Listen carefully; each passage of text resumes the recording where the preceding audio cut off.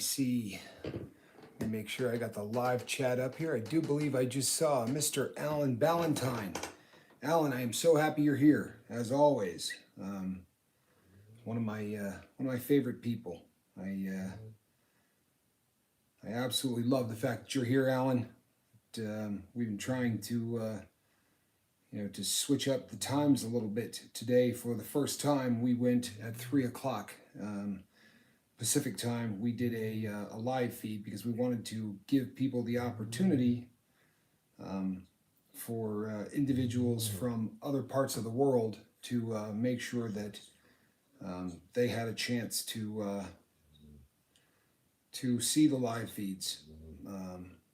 It's people. It is not really about the things that I'm saying in a live feed quite as much as it is you people having an opportunity to talk to one another and to get to know one another. The importance of everybody getting along and being friends here on the boat is absolutely huge. And let me see here. There we go.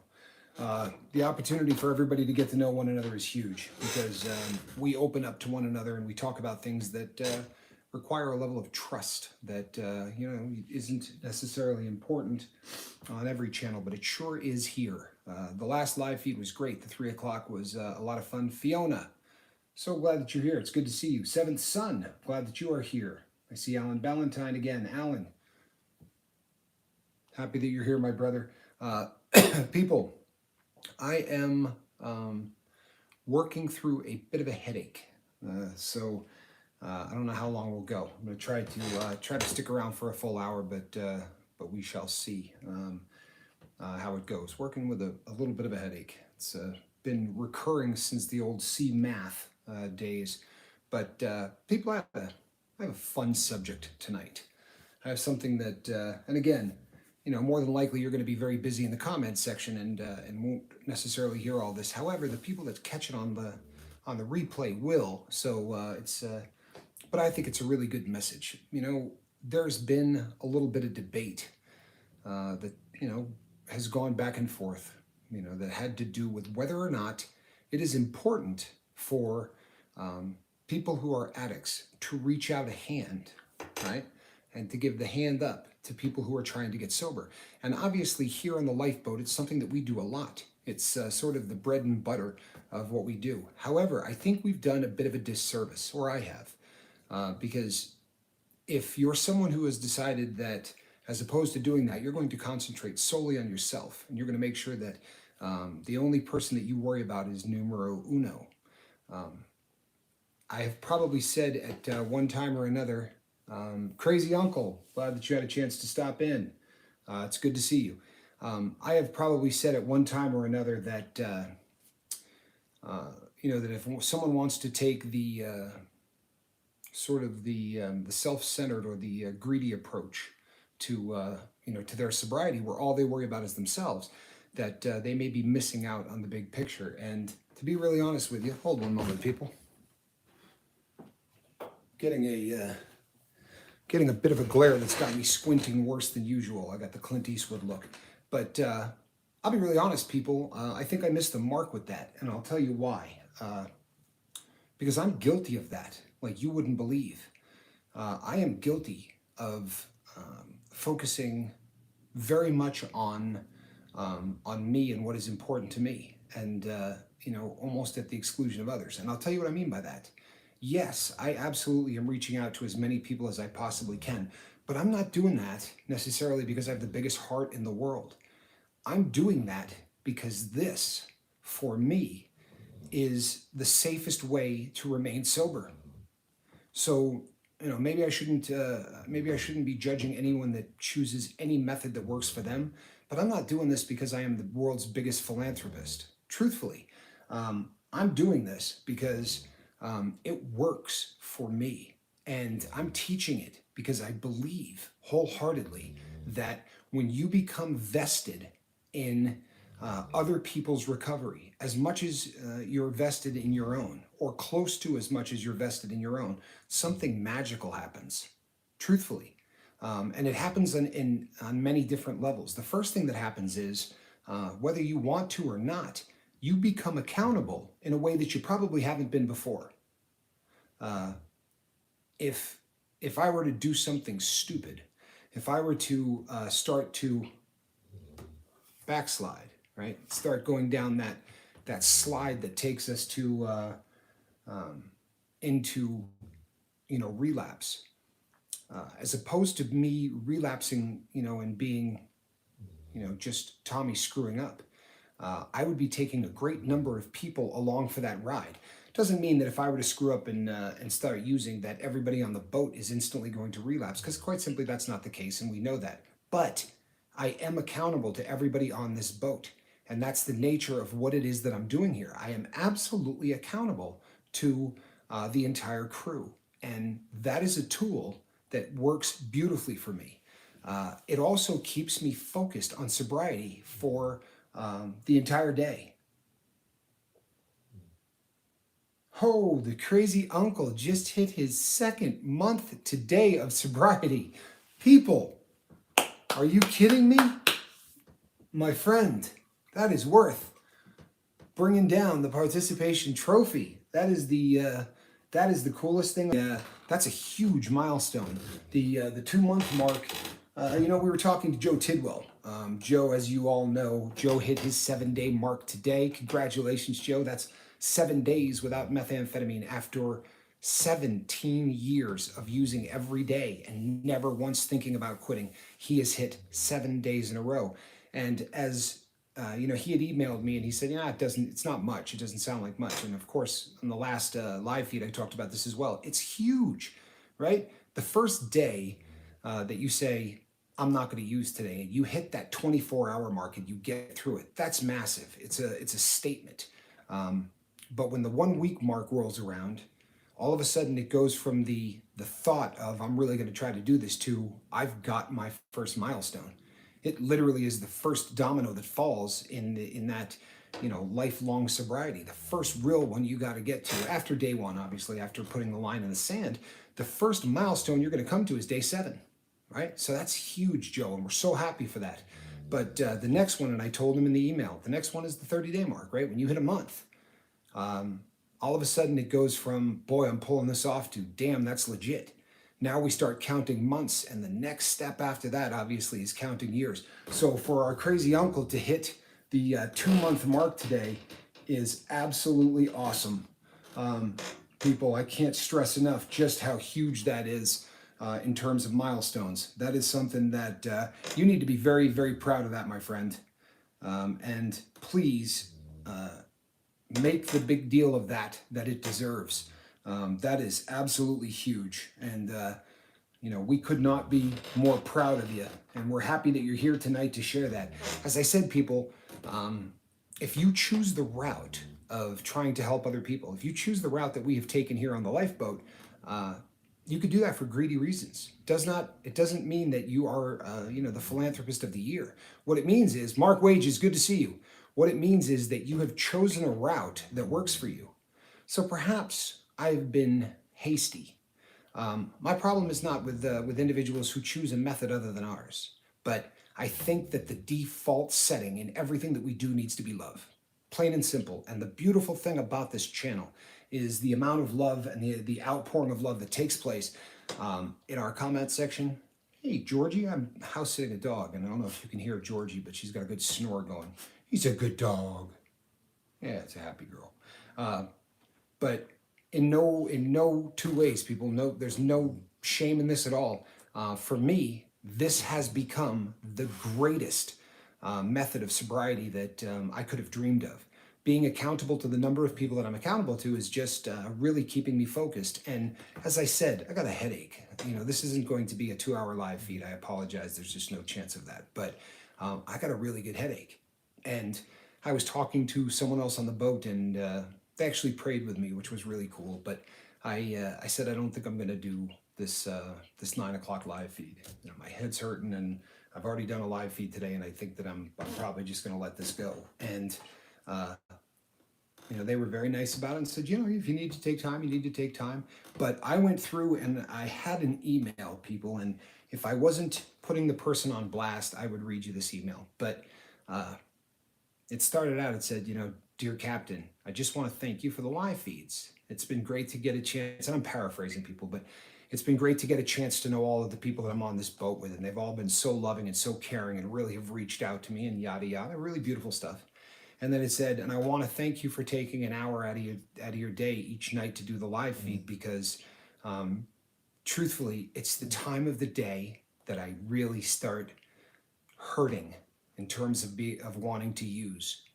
And this individual said they have 11 days of sobriety. So hopefully they won't mention in the comment section that they're on day 11 because I don't ever want to put someone out there without asking their permission. But he said that there's 11 days of sobriety there. And he said, honestly, every single night at around 9 o'clock Pacific time is when I guarantee would be using my drug of choice. And now instead, I'm able to go on there. And that 1 hour that you do and all of the support from the crew for that hour has really been helping me stay sober. Now, I don't care if your head hurts, people. Are you going to read that email and go, yeah, not tonight. I think I'll just lay down, maybe take some melatonin and, try to call it an early night. There's an amount of pressure that comes up, from an email like that, and I'm not begrudging it. In fact, I'm really sort of thanking that individual because it is the reason that I'm here. It's the reason that we're doing this live feed tonight, and it's the reason that the message tonight is the one that it is.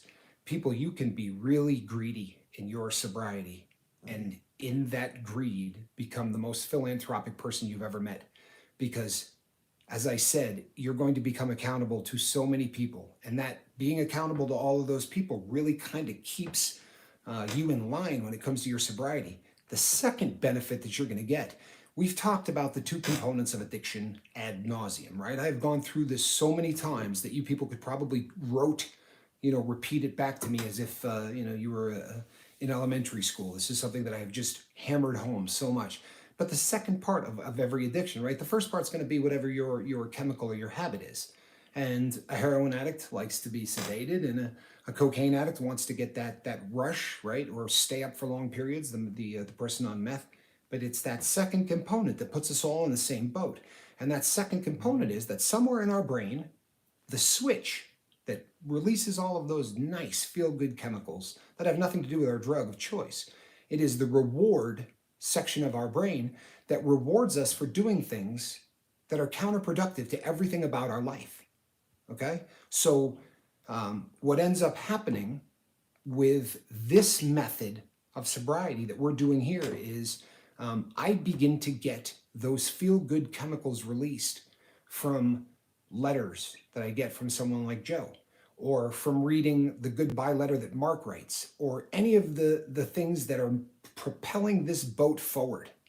When I read in the comments section and someone says, these goodbye letters are absolutely amazing, they touched my life, you have something special here. And I've just dipped my toe into the water, but I already know that what you have here is special. People, you know what happens? Yeah. My brain goes, throws that switch. I get that feel-good chemical released into my brain. The same one I used to get when the drug dealer pulled into the parking lot and I recognized the car. What I'm doing here is most assuredly, not the kind of philanthropic endeavor that should put my, me in the hat for the Nobel Peace Prize. Because what I'm doing here is most assuredly fulfilling a need for me. I encourage you to do exactly what I'm doing because it works. And I know that there are people in the boat right now that are doing the exact same thing because I get the emails. Ben Genetics, good to see you, my friend. Because I get the emails from people who say, so and so is hurting. And last night in the live feed when we were all helping them, people, the last 2 or 3 live feeds have really shifted. I don't know if you have felt that, but people have come here and said things that really, really are different than the way it used to be. As opposed to, people asking me what my favorite color is. We've got people coming into the live feed who are asking nuts and bolts issues for how they're going to get through, the next couple of days. And as opposed to me sitting at the in front of the camera and and dispensing some kind of a magic cure. No, what happens instead is the crew of the boat descends on this person with advice and love and respect and dignity and all of the things that Mark listed in his goodbye letter as the tools that somebody needs in order to truthfully fight off addiction. Those tools are handed out freely here, right? When those two little things pop down, and you take the lifeboat one and you click on it, right? That's it. That's all it takes. Double click that mouse, and we are going to literally hand you these tools. Dignity, respect, lack of judgment, right? We give you back the feeling that you are important because society most assuredly does not believe you are. So my suggestion to everybody today is get greedy. Get greedy. Take care of your sobriety. Do it in the best way possible so that you really have a chance of success. And if you do that, and you do it through this method, not only are you really going to ensure that you got a much better chance of being like our uncle who just said 2 months, right? Or being like Joe that just hit 7 days. Not only do you have an excellent chance of hitting those milestones, but you've got a chance to rewire the brain. People, Mark Wages hit it out of the park when he talked about creating new memories. You know, how many times have people come to the boat and said, I just can't get over the memories of the things that I did and the people that I hurt and the look in Dad's face, all of the things that people have come here and unburdened themselves on, right? They have opened up and said, I'm hurting and I can't get rid of those memories. Well, of course you don't, right? How can you? You need to create new ones. If you want to focus on something else and the only memories you have are negative, well, then you're not going to be able to go to that well of memories when you need a positive one to really keep you going. Quite simply, it's not there. Mark was dead on when he said the most important thing that you can do as you're going forward is to create new memories. And people, you can create new memories right here. Do we all remember when Andrew Eates was if I believe it was his goodbye letter? If it wasn't his goodbye letter, it was a testimonial that he had put in a comment. But when he said that his children said, I really love the new daddy. People, if that didn't turn the feel-good chemicals on in your brain, I don't know what does, right? But it did for me. In fact, saying it again, just sitting here and talking about it, I'm getting that feeling. That's, you can be greedy and fall in love with that. You can fall in love with helping people. And I know that I'm preaching to the choir because you people right now are in the comment section helping one another. You're exchanging phone numbers and this is all happening between here and our safe harbor over there on Facebook. People are exchanging numbers and every day somebody is saying, hey, before you make the phone call, before you drive to the liquor store, before you drive to the house that you pick up your dope at, reach out to one of us.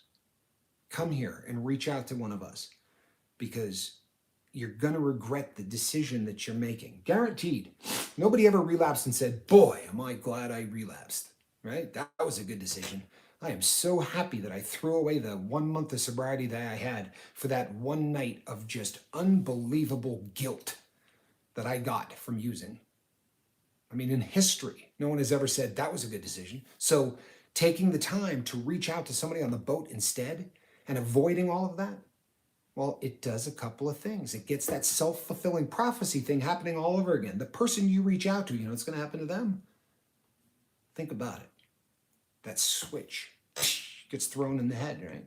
They just did something positive. They affected the life of an addict. They were there for somebody. They became the person that could be counted on. If you've been an addict your entire life, you do not know what it feels like to be the person that can be counted on. It's awesome. Straight up, let me tell you, it's awesome. If you're the go-to guy. Do you remember the day I came home from work and I said that, I came back after the C-19 and my boss said, thank God you're here, man. You're the only guy that shows up that we can count on. May sound super insignificant. It's not to a guy that's been an addict for his entire life. That was awesome. It really was. I thought, I'm that guy. I'm not the guy they're worried about calling in sick. I'm the guy they know is going to show up. I'm not the guy they think might steal something. I'm the guy that's just going to go to work and do the job. I'm page 3. People, if you just got to the boat, when I was deciding who I wanted to be, page 2 listed all of my faults. Page 3 was the man I wanted to become. And I'm becoming that man, but not because I am, philanthropic great guy. I'm becoming page 3 because it's working and I dig it. It's feeding who I am. It's making me high. Plain and simple. I'm getting a buzz off of the things that I'm doing here on the boat. And I cannot recommend any way to create new memories that are better than helping somebody else who was in the same place you were. People, we know we're all in the same boat. That's why we call this place the lifeboat, right? We're all in the same boat. If you take the opportunity to use everything that we've got here, not only for your own benefit, but to benefit others, if you become that person, if I were to say to you right now, there are some people in the comment section that you could come and say, I'm hurting, and I guarantee you they are going to prop you up. They are going to do everything they can to support you with love. You could rip 5 names off the top of your head instantly. And I'm not going to say the names. I don't have to. You all know exactly who I'm talking about, don't you? You think they're loving it? You think they're loving being that person? Do you think they're loving knowing that they're everybody's go-to? They're the people that can be counted on to love you, support you, be there. How do you think that feels? They're hearing me talk about them right now. How do you think that feels? People, this is such a phenomenal opportunity. If you want to be greedy in your recovery, if you want to worry about you, this is the way to do it. I'm telling you, get greedy. Worry about yourself by helping other people. And it is going to have an amazing, lasting effect on who you are for the rest of the time that you're on this planet. And we are pushing this boat into waters that we didn't think were possible. Look, we had a rough patch, right? Last Friday, things got a little ugly and our growth stopped. In fact, we went from 1,448 or something like that. We started to drop back down. We are at 1,495. And by the time we're off of this live feed, it's probably going to be higher than that. People, we're on an upswing right now, a good one. And it's because of you people. It's because of the goodbye letters. I had said to people, do me a favor and share these. Well, you're doing it. You are doing it. And when those letters get shared out to other people, I see it, right? It says, this letter was just shared. I know it's happening. I know who's doing it. But when you see a goodbye letter and it has 600 views, right? That's because people are sharing it. And the amazing thing is that the people who are reading those are saying, boy, they're doing something unique on the lifeboat. We're bringing the message to the world. If you can think of a cooler thing to do to stay sober, please let me in on it, right? Because I'll do it. I promise you, I will jump on that with both feet. If there is another way that you can leave the earth a better place than you found it and build up your sobriety, make yourself more bulletproof doing what you do, please make sure you do that, because I'm in. I really am. I'm in. I'll tell you something else, people. The questions that I get now in the live feeds are really more nuts and bolts kind of stuff. And that is a beautiful thing. It shows that that the show is evolving in such a way to really make this something that's nuts and bolts stuff.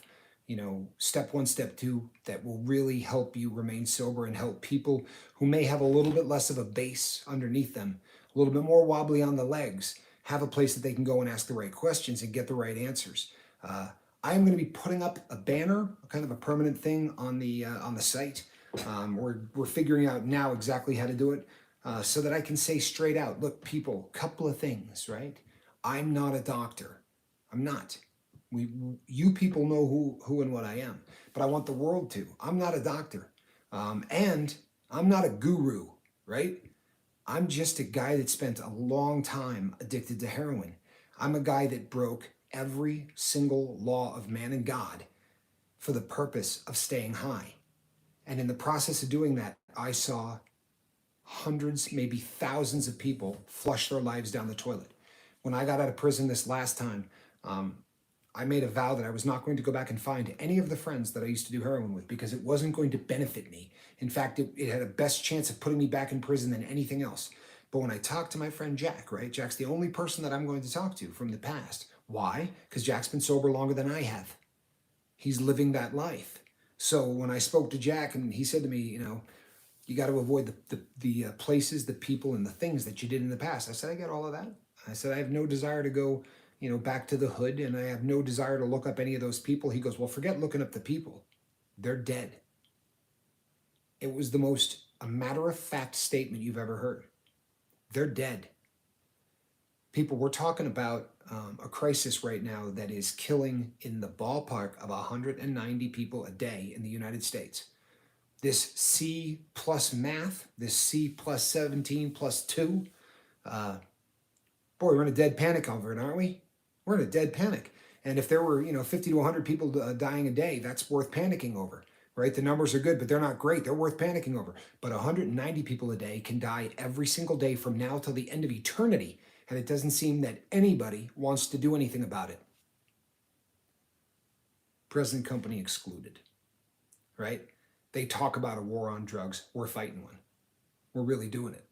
And people, there will be slings, there will be arrows, there will be rough patches, there will be people who hate on us, quite simply because we are being successful in what we are doing. Not I'm being successful. People, I can sit in front of a camera and I can talk. If there's nobody listening, it doesn't do me a whole lot of good. It doesn't do anyone else a whole lot of good. And as much as I would love to take the time to every single person I meet say, please come by and check out what I'm doing on this, on this YouTube channel. I really don't have a whole lot of time for that. I work a full-time job and then I put about 30 hours a week into this. So you know what that means, right? That means that you people are the ones building this channel. Your word of mouth, you sharing the goodbye letters, you sharing certain of the live feeds. But we have gotten to a point where when I announced that we had taken on a new partner, and that partner's name was YouTube, any other channel in the world, what do you get? You get people that say, hey, congratulations, Captain, that's fantastic. That's not what I got. I got, we did it. We did it. Because truthfully, we did. We did this, right? I didn't. We did. It's such a phenomenal thing that we have going here, people, that we're getting to the point where people compliment us and then immediately say, I'm not exactly sure what it is you have, but it's fantastic. Read through the comment section and see how many comments sound just like that. I know that there's something really important happening here. I know that there's something that's really different happening here. We're breaking the mold. We're doing things that are just so different. If you try to find similar channels, I wish you the best of luck. A lot of people on here listening to me already have YouTube channels, right? There's a lot of people who are really well versed in YouTube, and if you type your channel into Social Blade and you go through and you read all the things, they're going to give you a list of all of the hey Georgie, a list of all of the competitors, so to speak. Although I don't know that I like to call them competitors, but all of the pages, the channels that are doing exactly what you're doing or similar to what you're doing. You know what they list for the people who are doing what we're doing? I get comedians. I'm not kidding. They list comedians. They list teachers who are teaching. This is it. There's nobody doing what we're doing, and people, I've really I've been very honest with you about everything from my past, everything about how I wanted to build this channel. Everything has been an open book, right? Which is really cool. But I took the time to tell you, I've read everything that you could get your hands on about building a YouTube channel, have a goal. Well, we had that pretty well established, right? I mean, we knew what our goal was, but they tell you certain things. One of the things they'll tell you is this: the only people that are going to watch your live feed are the ones that are on it. No one is going to come back the next day and watch a live feed. It's just not done. Unless by some chance the YouTuber you're watching is in Bangladesh, and the only time you're ever going to catch that live feed is if you get up at 5 a.m. or 4 a.m. No, you'll end up catching that one on the replay. But people in the US aren't going to watch my live feed the following day. That is the general rule of thumb. But we know that that's not the truth here at all. If you look up, hello everybody, Alexander, I'm glad that you're here, my friend. Welcome to the boat. If you look up people and you see 15 to 20 people on the live feed, well, then tomorrow we should see maybe what? 70, 80? No.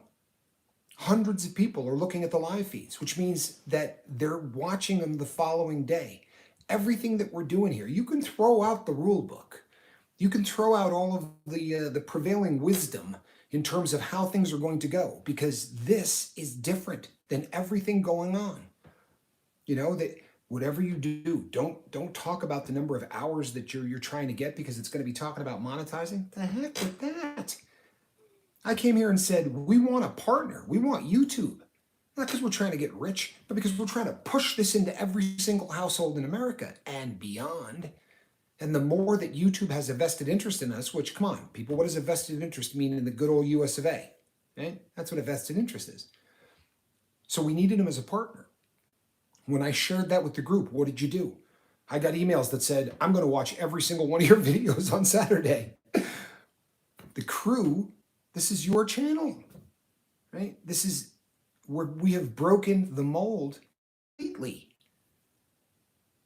So when I come on here and I say, it's time to get greedy, it's time to focus so much on your sobriety and guaranteeing that you get to the finish line of closing your eyes for the last time, right? And going to wherever you believe you go when that happens. You know, so for me, that's going to be going to see the Lord, closing my eyes for the last time and hearing, well done, when I open them, right? Because I'm going to get off of this planet without ever doing dope again. That doesn't mean that every jackwagon in the world isn't going to come out and say, I'd like to see him pee in a cup. I pee in a cup 20 times a month. Regardless, people, right? What we do is we keep fighting the good fight. We keep helping people get sober day in, day out. We keep reaching out our hand to every single addict in the world that has been forgotten by their family and their friends because they had the misfortune of getting addicted to a chemical, which, by the way, is addicting. It's a disease, people. Yeah, it's a disease of choice. If you never choose to use your drug of choice, you're not going to get addicted to it. But if you're a heroin addict, it's just a matter of time. If you try heroin, you're going to be addicted to it, right? There is a genetic component to it. There is. And there's also a chemical component in the brain. This is not debatable. You can debate whether you call it a disease. You can call it anything you want. Call it a doghouse. I personally have a doghouse, right? It doesn't matter what you call it. There is a difference between my brain and the next guy's, right? Do you know what puts us all in the same boat? Yeah, you got the same brain. And your DOC, right, your drug of choice, it might not be the same as my drug of choice. But the switch that doesn't work the way it's supposed to, oh yeah, we share that. We absolutely share that. Did I just hear that Journey Grizz Cub is in the house? Journey, so happy that you were here. I was chatting with your father earlier, talking about just how proud I am of the letter you wrote, and just of how fast that you just became such an important part of what we do here. I could not be any happier to have come across your path, and that you have chosen to join us here on the boat. We really are lucky. I mean, there's no two ways about it. We are lucky. Now, let me see something here, people. Homer Simpson glasses in place. Let me see what we got going here. I'm sorry. So, and the crazy uncle said, as long as I have all your seaport, I'll keep going because you all helped me by staying by me. So I'm going to do the same for anyone. Whew. Anyone who needs me, who needs the help, I'm the crazy uncle. I'll tell you what, my friend, that is so cool.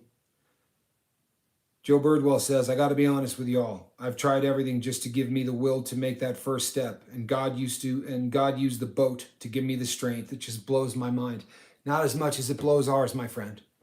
Not as much as it blows ours. That we're fighting the good fight and it's working. I mean, I've said it 1,000 times, people. I had this dream. This is not it. This is so much bigger and so much better than anything I ever hoped for. So we're with you, Joe. We are absolutely with you.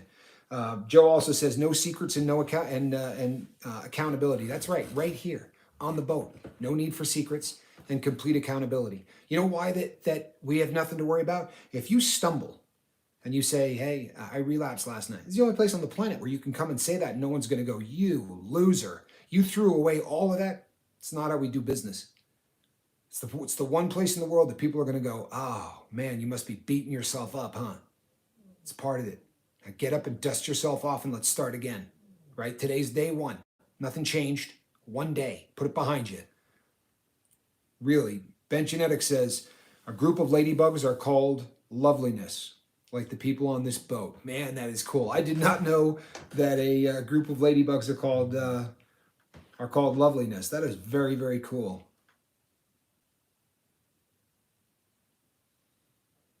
Whew.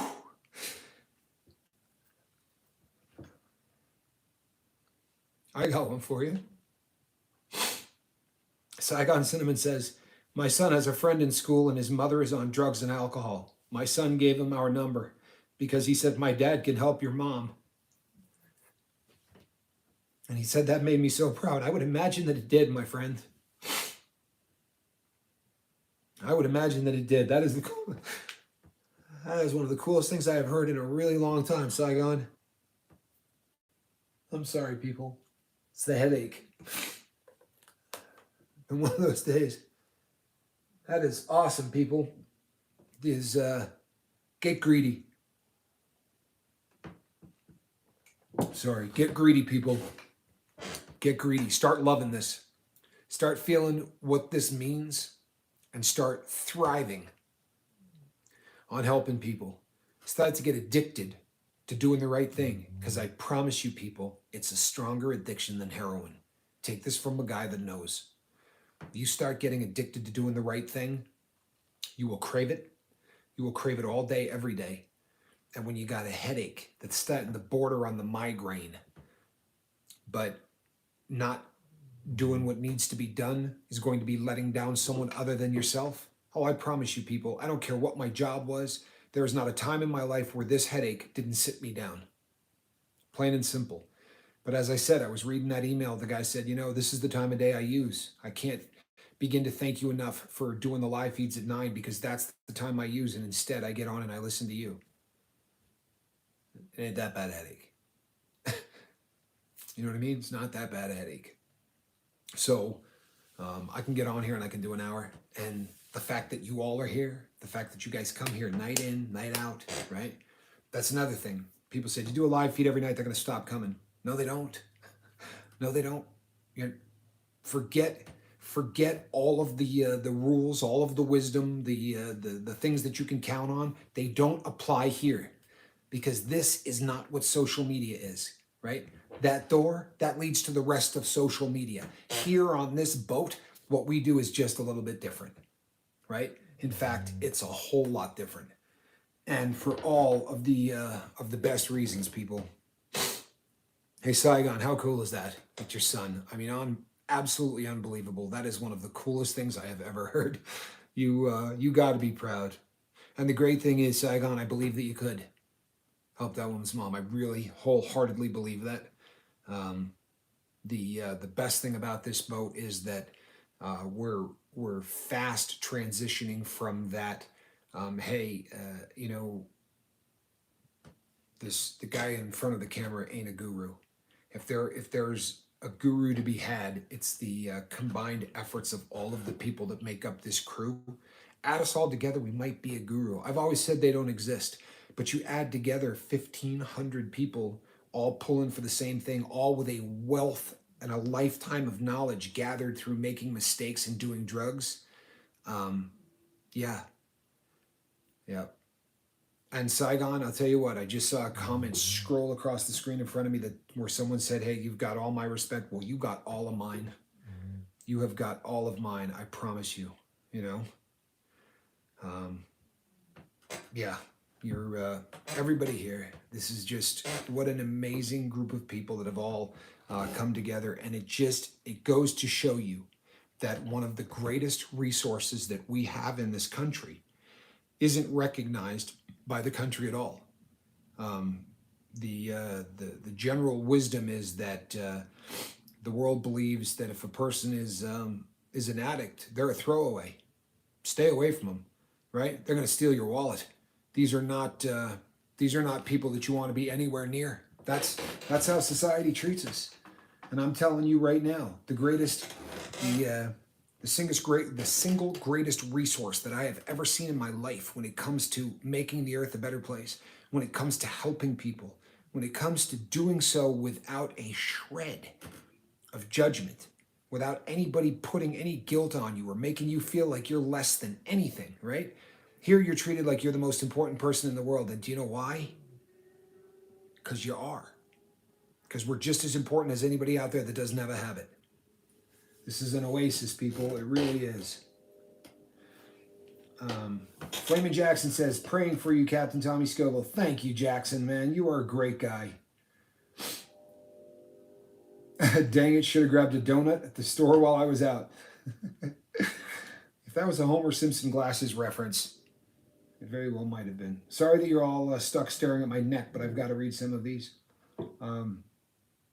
Fiona says, you are all important, and you are absolutely right, people. Ethan is a fan of the custard ones. Good, good, good. So yeah, people. So now that we got my rant out of the way, now that we've got the rant taken care of and out of the way, let's go over a few nuts and bolts things for the upcoming week. We have got, starting on Monday, we're going to be doing the split screen, people. Right?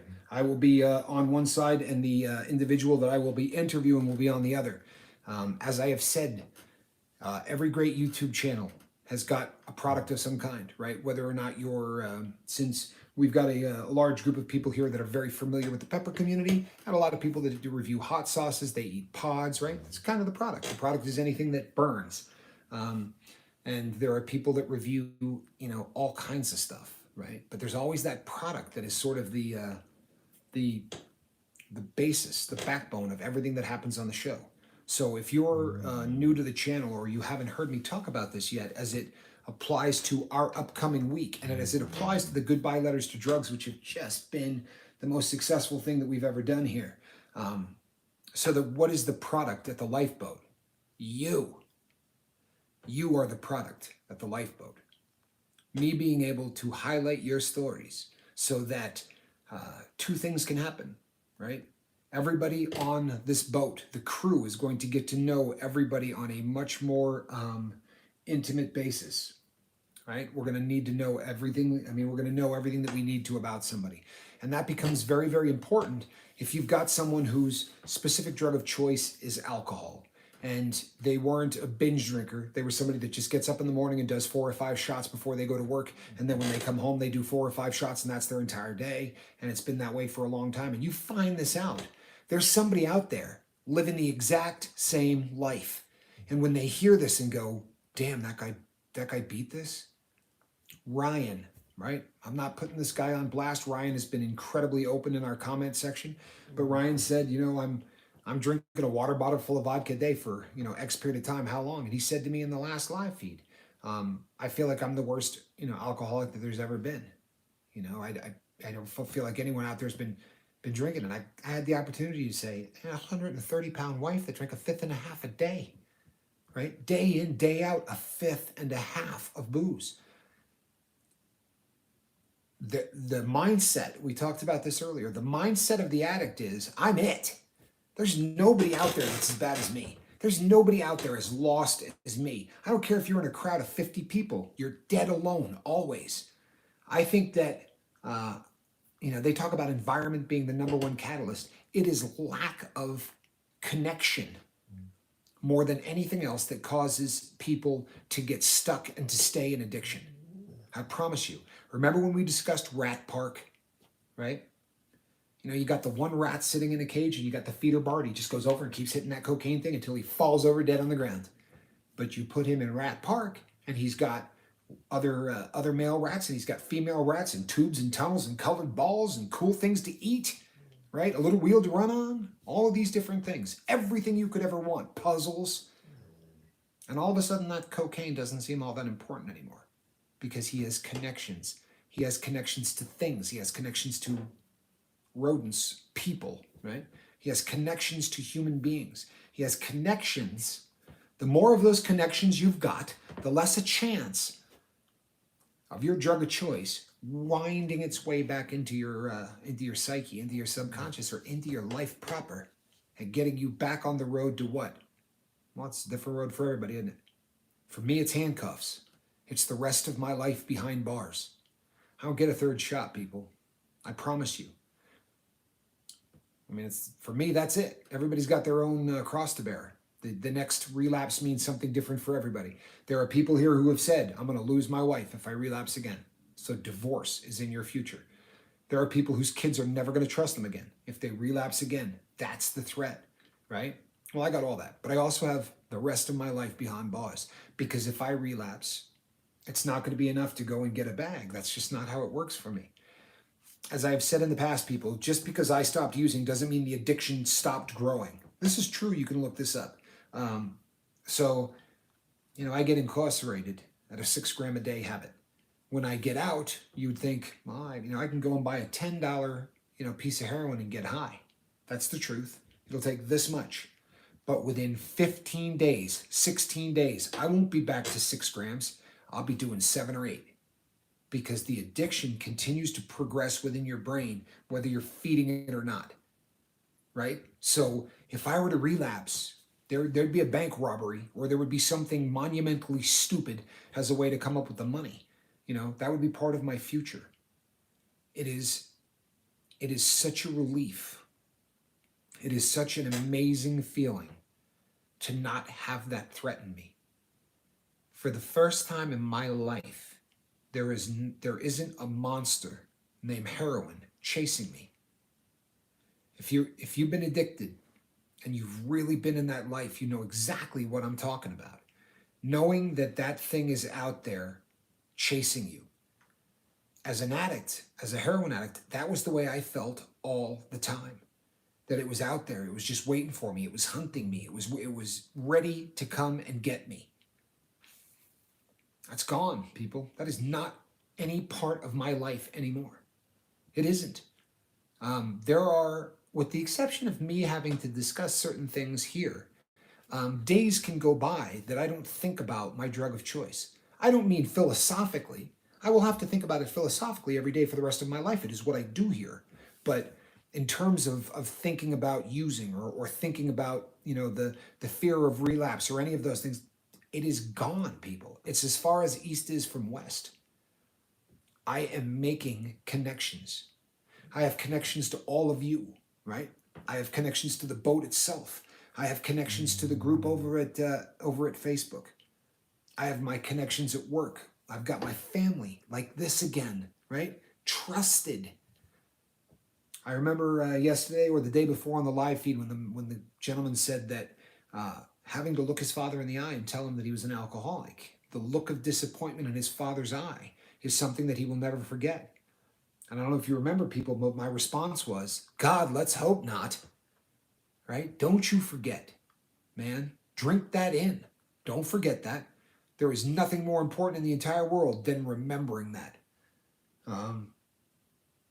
No, it is absolutely essential that you remember every single aspect of those things that hurt you.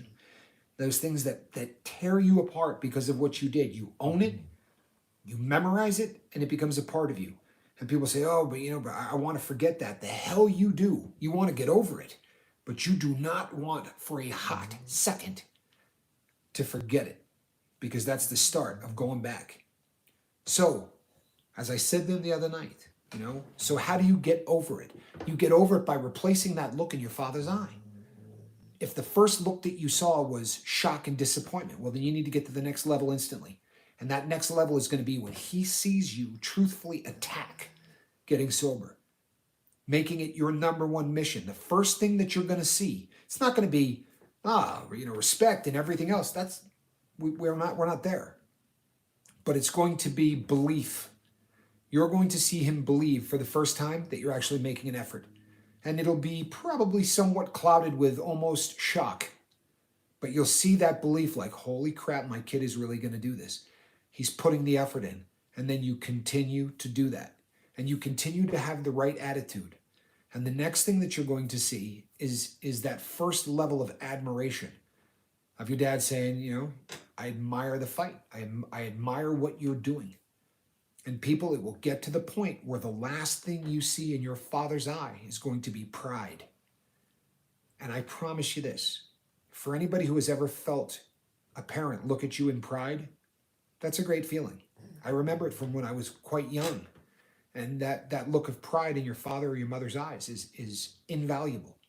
But it pales in comparison to that look after you have been through the crucible, after you have walked through the fire, and after you have fought the good fight, and you see that, there is nothing on this planet that will affect you like that. People, my father, my dad fought to stay alive, to see me sober. It's a fact. He wanted to see me out of prison and sober, and he hung on through. He had so many medical things happen to him in the last 2 years where I would be in prison and I would call and they would say, it doesn't look good. It looks like it's over. And that happened so many times. But he waited and he got out and he knew I was sober and he said to me, I don't have a doubt in my mind that this is the time that, you're going to make it. I believe that. And when we spoke on the day that he died, he told me this was it. There was no doubt in his mind. He held on for that, people. He told me the day he died, he was going to die. He said something. He goes, if you got anything else to say, this is the last time we're going to talk. And I said, don't say crap like that. I always talk like that. I said, don't say crap like that. We're going to talk again tomorrow. And he said to me, he got very, very serious. And he said, no, we're not. This is it.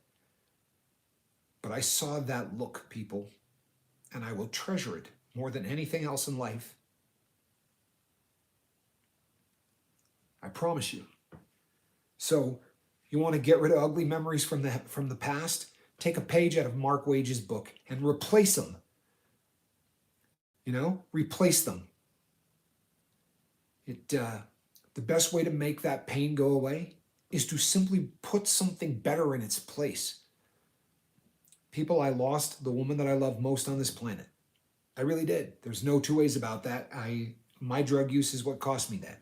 I have no doubt whatsoever that the next relationship, if there is another one, will be better. There's no doubt. Do you know how I know that? Because you can't have a perfect relationship while you're using. You can't. Because who do you love the most when you're using? No wonder I lost her. I was way more in love with heroin. Plain and simple. I could say she was the person that I loved most in the world, but it wasn't the thing I loved most in the world. If it was, she'd be on the couch watching this. The most important thing in the world to me, the thing that I loved the most, more than God, more than my kids, more than anything, was heroin. Thank God that is not a part of my life anymore. There is nothing now. There is nothing now out there that is ever going to threaten that. It's not. And in fact, you people right here and what is going on right now on this boat is an insurance policy that's not something I ever have to worry about ever again. Jorny Grizzcub says, I agree. Seeing my parents proud of me now is the best feeling in the world. So sorry, Tommy. You know what? You don't have to be, Grizz. I saw that. You know what I mean? Imagine the sorrow if I didn't. But thank God. I'm very, very content. And you know what? Mitch says he's watching you right now, Tommy. And that he's proud more every day. And this is the truth. There's not a doubt in my mind. My brother Johnny will call me out of the blue and say, I have no idea how proud Dad is of you right now. It's replace that crap. Get that pain out of there by bringing in something so much better. Your pain is a 72 Datsun B210, right? Put a Ferrari in the driveway and you will forget about that Datsun. I promise you that it's a weak connection. Replace it with something solid. Replace it with something magical and you're not going to hurt. Thank you, Grizz. I appreciate you saying that, but I promise you, these very oftentimes, people, if I'm emotional, I swear to you, they're tears of joy 90% of the time. They really are. It's tough, but It's so much better than I was. Jesse Brown says, "So sorry, Captain. It leaves a hole in your heart that never goes away." The it doesn't. It really doesn't. There's no way that any of those things, those losses, that they're going to be with you forever. But like I said, savor the flavor. I promise you, savor it. You know, like I remember people in prison saying, "Man, I just can't wait until I can get out of here and forget this place." You want to forget this place? You want to forget this place? Look, I'd like to get over it. I'd like to be able to sleep without having to crank music, right? Or arguments, because I need that background noise in order to sleep. I would very much like to be able to sit in a restaurant with my back to the door and feel normal. Like that would be nice. I'm working on that, but I don't want to forget that place. People who forget prison get a good chance to see it again. They'll go back. They'll get a much better refresher course. Do you know how I know that, people? Because I did it. Right? I didn't go to prison once. I didn't learn the first time around, people. I've been honest. Everybody here knows what my criminal history is, right? I did not get it the first time. I didn't get it the second time. But I swear to you, the third time was the charm. The third time absolutely broke me. And it's the best thing that ever happened. I am here today a very I am here today so secure in my sobriety that I spend all day, every day working with addicts. Doesn't push me in the wrong direction ever. The lifeboat. I shared my goodbye letter with everyone, and my parents watched. Oh, I gotta catch Mark Wages on that, because I'll tell you something, people. Mark's goodbye letter. Mark, I shared that with people. I read that to my mom. That Mark's goodbye letter was absolutely magical. It really was, people. If you haven't had a chance to watch that particular video that I did, then you're shooting yourself in the foot. Get back and watch it. It is awesome. And he said, "I shared my goodbye letter with everyone, and my parents watched. My mom hadn't talked to me for months and told me she was proud of me for the first time in years." Whew. Yeah. Mark, that is the coolest thing. That is absolutely beautiful. That is absolutely beautiful. You know what, people? I said that I had an hour in me. We're coming up right now on an hour. I'm not sure that I can do better than that. You know what I mean? I kind of feel like sitting in silence. I'm going to read it again. That's what I'm going to do. Mark Wages wrote, "I shared my goodbye letter with everyone, and my parents watched. My mom hadn't talked to me for months and told me she was proud of me. This was for the first time in years. I can't say what that meant." You did. You just did. You said exactly what that meant. I think we all, we all have a pretty good idea of what that is, what that meant. I can't tell you what reading this means to me. People, get greedy. You want to focus on your sobriety and only your sobriety and how to do that? Come here. Get involved in this. You want your sobriety to be rock solid? Come here. Help other people. Watch what it does for your sobriety. Watch what it does. Come here and give away as much as you can and watch how much comes back. Journey can back me up on this. This is what she does for a living, people. And it is epic. It's epic. You know this. I'm preaching to the choir. You're here doing it day in, day out, night after night. You know how it feels. That's why you're here. Sure, because you care, but because of how great it makes you feel, because of how much it cements your sobriety. We're all in this together, people. We are all in the same boat, right? Plain and simple. We are all in the same boat. People, I am so proud of each and every one of you that has chosen to call this your boat. I am so proud of how you support one another. I'm so proud of how fast you come to somebody's defense. I'm so proud of each and everything that happens on this boat. I am proud that you hate hate and that you don't hate the hater. We all saw people come into the live feeds and start talking like idiots. Nobody said anything stupid. You know how dumb the person had to feel when everybody said, "Hey, we're here for you. We're pulling for you. We're here for you." You know why that is, people? Because we're different. We don't hate the hater. We hate the hate. And we're living a much better life. You know, we're setting an example by the things that we do, not by the things that we say. And we're doing them every single day. Mark Wages, I'm so happy that you experienced that from your mom. I'm so happy. I really am. Saigon Cinnamon, I am so happy that your kid came and said that to you, man. It's got to put a lump in your throat. And to the rest of you, I am so proud of you for fighting the good fight and for being here and for helping to keep me accountable and for making me the proudest captain anywhere on any boat on this planet or any other for that matter. I could not be any more proud to be associated with the group of people that have assembled here because you people are the best of the best. That's the truth. I don't care whether sober, drug addicts, sober, anybody. The entire community out there, there is nobody better than this group of people. And the fact that you have been kind enough to let me be a quasi leader of this is just, it's magic.